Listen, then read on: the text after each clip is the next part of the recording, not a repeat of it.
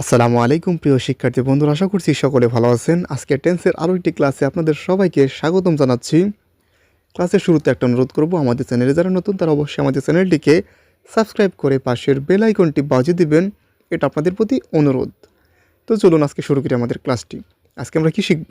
আজকে আমরা শিখব ফিউচার ইনডিফিনিট টেন্স। আবার কিন্তু কেউ ফুটুরি বলেন না, কিন্তু অনেকে কিন্তু ফুটুরি বলে থাকে, FU2 আর ইরি, তাই কিন্তু না, এটা কিন্তু ফিউচার মানে উচ্চারণ। তো ফিউচার ইনডিফিনিট টেন্স এটা অর্থ হচ্ছে কি ভবিষ্যতে অনির্দিষ্ট কাল যদি বোঝায়। আর আমরা ভবিষ্যতে সাধারণত যেসব সেন্টেন্স ব্যবহার করি বেশিরভাগই কিন্তু ফিউচার ইনডিফিনিট টেন্সেরই কিন্তু হয়ে থাকে। তো ফিউচার ইনডিফিনিট টেন্স কাকে বলে? ফিউচার ইনডিফিনিট টেন্স হলো সেই কাল যার মাধ্যমে ভবিষ্যতে কোনো কাজ ঘটবে বা করা হবে এরকম কিছু বোঝানো হয়, কিন্তু কাজটি নির্দিষ্ট সময় বা অবস্থান বা অবস্থা দিয়ে বিস্তারিতভাবে বলা থাকে না। অর্থাৎ নাম শুনে তো বুঝতে পারছেন যে ভবিষ্যতে অনির্দিষ্টকাল, নির্দিষ্ট সময় তো বোঝা যাবে না, তাই না? চিনব কীভাবে? এই টেন্স কীভাবে চিনব আমরা? বাংলা বাক্যে ক্রিয়াপদের শেষে অবশ্যই তিনটা শব্দ থাকবে, ব, বি, বে। এই তিনটা শব্দ সাধারণত থাকে। এই তিনটা থাকলেই আপনার কি সেটা ফিউচার ইনডিফিনিট টেন্স ধরে নেবেন। তো আমরা ফিউচার ইনডিফিনিট টেন্সের স্ট্রাকচারে চলে যাই। অ্যাফার্মেটিভ বা পজিটিভ সেন্টেন্সের কি স্ট্রাকচারে আমি কিন্তু বলেছি প্রত্যেকটা টেন্সের স্ট্রাকচারগুলো খুব ভালো করে পড়তে হবে, মনে রাখতে হবে, না হলে কিন্তু সমস্যা হয়ে যাবে। স্ট্রাকচারটা কি? সাবজেক্ট প্লাস উইল বা শ্যাল প্লাস ভার্বের ওয়ান প্লাস অবজেক্ট।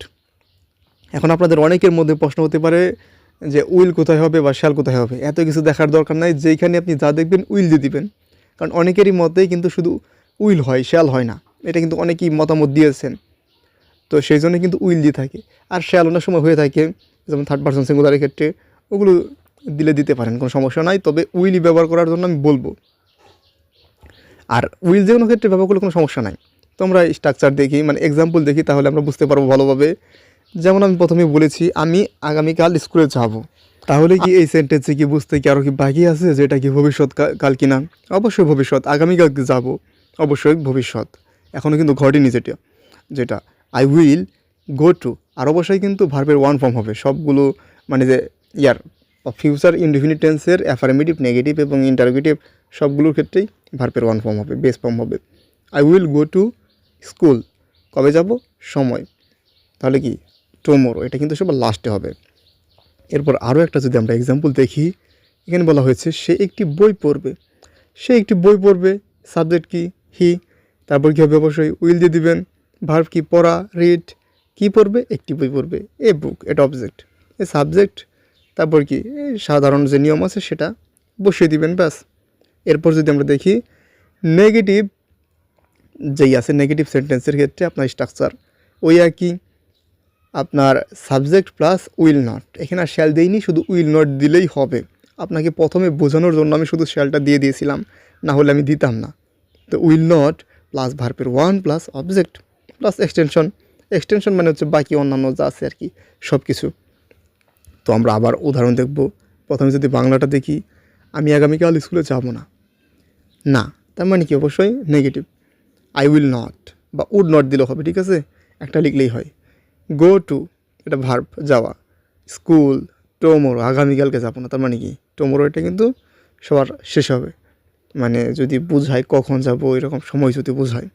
এরপর যদি আরও একটা উদাহরণ দেখি আমরা, তারা ফুটবল খেলবে না। তারা ইংরেজি কি? দে, এটা সাবজেক্ট। এরপর কী হবে? Will not.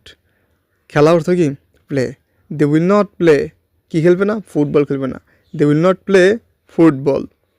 এই হচ্ছে আপনার নেগেটিভ সেন্টেন্স। সাবজেক্ট বসাবেন প্রথমে, তারপর হচ্ছে আপনার যে টু বি ভার্বটা আছে বা হেল্পিং ভার্বটা আছে উইল নট, সেটা বসাবেন। এরপর মেইন ভার্বের এক নম্বরে যে ফর্মটা আছে সেটা বসাবেন, প্লাস অবজেক্ট বসাবেন। এরকমভাবে আপনি স্ট্রাকচারটা জানলে আসলে আপনার এগুলো বাক্য সাজাতে সমস্যা হবে না। এরপর যদি আমরা দেখি ইন্টারোগেটিভ সেন্টেন্সের স্ট্রাকচার, শুধু শ্যাল অথবা উইল সামনে নিয়ে আসবেন, বাকি সব কিছু এক, সাবজেক্ট ভার্ব অবজেক্ট একরকম, আর শেষে প্রশ্নবোধক চিহ্ন তো দিতেই হবে। যেমন আমরা যদি দেখি তুমি কি আমার সাথে আসবে, তুমি কি আমার সাথে আসবে ভবিষ্যৎকাল বোঝাচ্ছে। ববি বে থাকলে তো অবশ্যই ভবিষ্যৎ হয়। অবশ্যই উইল দিবেন আগে, উইলটাকে বসে নেবেন। উইল, ইউ, কাম আসা, ভার্ব, তারপর কি? কার সাথে? আমার সাথে, উইথ মি, আমার সাথে। তো এই হচ্ছে কথা। মানে স্ট্রাকচার অনুযায়ী বসিয়ে দিবেন। প্রথমে to be verb, subject of verb, তারপর কি অবজেক্ট। যেমন এখানে বলেছে সে কি পরীক্ষায় পাশ করবে, উইল শি, সেখানে সাবজেক্ট, তারপর কি পাশ অর্থ কি পাশ করা বা উত্তীর্ণ হওয়া, কি কথা। দ্য এক্সাম মানে পরীক্ষা, will she first the exam, সে কি পরীক্ষায় পাশ করবে। মানে একদমই সহজ, আপনি যদি স্ট্রাকচার পারেন এগুলো কিন্তু খুব বেশি কঠিন কিছু না, আপনি পড়লেই পারবেন। একদম সহজ আছে, ভালো করে পড়ুন, ভিডিওটি পজ করে 2-3 বার দেখুন, দেখবেন আশা করছি মানে মুখস্থ হয়ে যাবে। তো এই ছিল আজকে ভিডিওটি, সকলে ভালো থাকবেন, সুস্থ থাকবেন, সবাইকে ধন্যবাদ ভিডিওটি দেখার জন্য। আসসালামু আলাইকুম।